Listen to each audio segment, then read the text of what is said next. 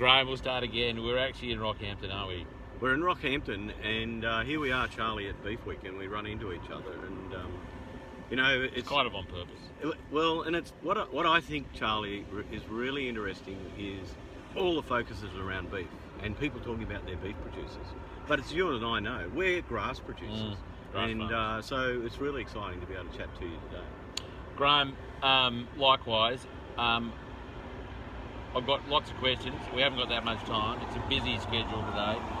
But what I'd love the viewers to understand is what you and Rod and Jim actually do, because you've got a really fascinating story. You've got a number of businesses that are intertwined. They relate to grass and livestock and handling.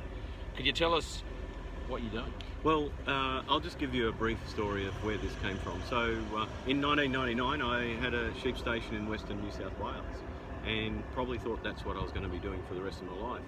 And you know, there's times come along, as I'm sure it's happened to you, someone comes into your life that just changes the direction. And I went along to a Bud Williams stock handling school, and you know, I probably... That was in Australia? It was in Australia. Yeah, Bud was out here in Australia, and teaching his stock handling. And I went along thinking, oh well, maybe I'll get a few tips. You know, I already know how to do this stuff. And I walked out of that room realising I didn't know much and I needed to start again. And so implementing Bud's stock handling in our own business made a huge difference in both our sheep and cattle. And the results we were getting, and no longer arguing with my wife, you know, we were having great fun in the yards. And then got to meet Jim Lindsay and Rod Knight, who was already a friend of mine. I'd met him through Executive Link. Yeah. And so Rod, Jim and I, with a couple of other guys, started teaching low stress stock handling skills. And we were, you know, low stress stock handling actually has really changed the space for people. Not in, you know, and I think the mistake we make, Charlie, is that we think we're all low stress handlers. However, there's so much more to learn. There's so much more we can get, and we don't know how much profit, how much production we're losing each time we work animals. When we work them poorly. When we work them poorly. Traditionally, as we used to. And you know, Bud had a saying. He said, if most people were sent a bill every time they worked animals, they would not have the capacity to pay it. Because he said the production you're losing. So that's been a great journey. And when he was out in 2002, he came up to us and he said, look, I got this marketing stuff that I think would work really well here. And so Jim, Rod and I went to America, learnt his marketing principles, and you know, we're now 15 years later in 2018. We've been teaching that school for 15 years. And in the marketing school, it's not the traditional, you know, a lot of people say, oh, so what, you're selling the products? You know, are you the agents? Well, no, it's a school where we're teaching people how to understand how to balance three inventories, grass, money and livestock, and getting that teeter-totter right. Because one of the challenges we have is, you know, I'm sure the viewers have seen this, where we have more animals than we've got grass for. And if that's the case, we're setting ourselves up for a disaster. Definitely.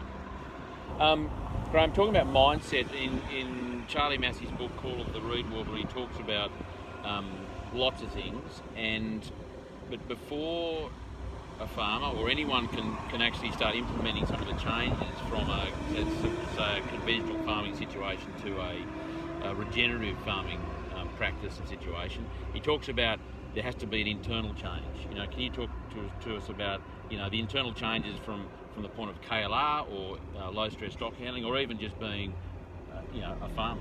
Well, I think Charlie, in order for change to happen, we're either going to move away from something, there's pain, or we're going to move towards something. And generally, it's pain that causes us to move. You know, we go through a drought, and you know, we lose a lot of money, or things aren't working, or we just can see there could be a better way. And I'm sure, you know, that's what happened to me. I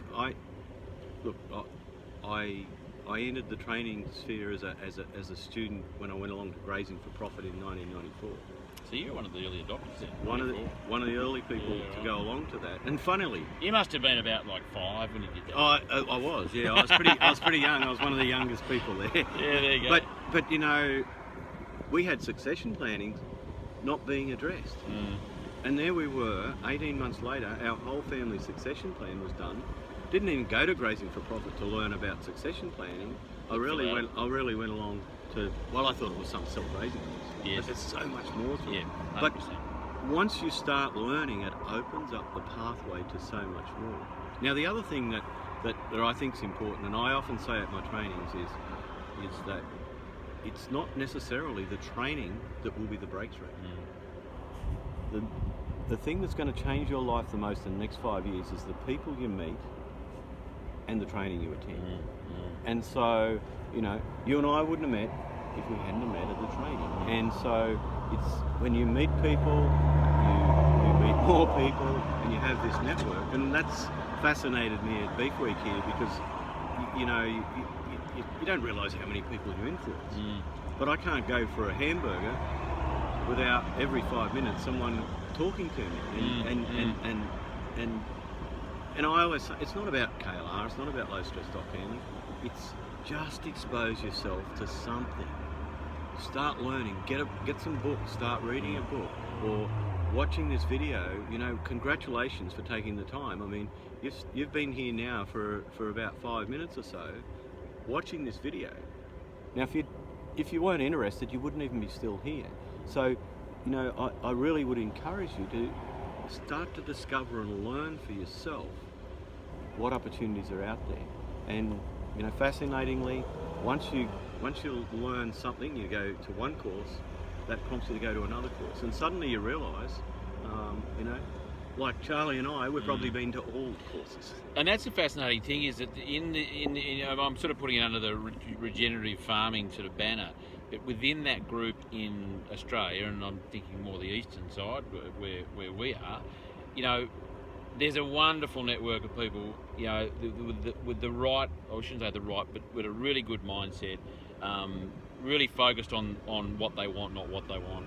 And, you know, Jim and yourself and Rod's, you know, low stress stock handling, KLR, are certainly a really core part of that network and the education that people are getting. Grahame, we've just come out of one of your sessions there before. Can you tell us about one of your, that's a bit wonky, it's technology, right?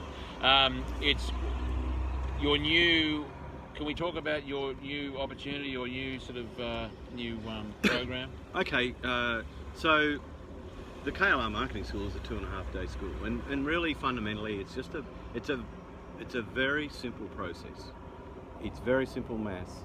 However, when we're changing our thinking, it sometimes can become too complicated too simple for a complicated human mind. You know, we want to think it's difficult. We want a system. But those 2.5 days, they actually give people the principles and some tools to get started.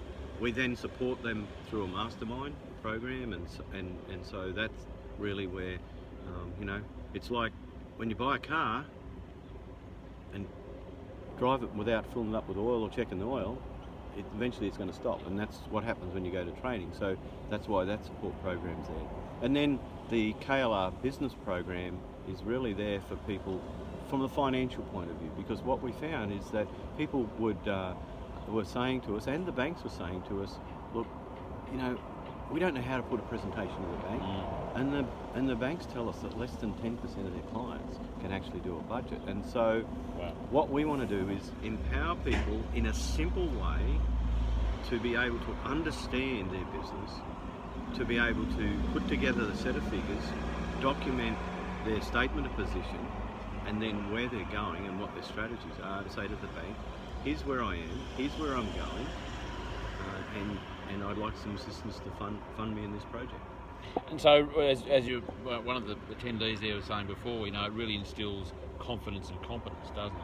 You know, it's confidence in your bank that your customers know what they're doing, confidence within the individuals that they actually are, you know, are running a business that's going to be profitable, and all those layers of competence.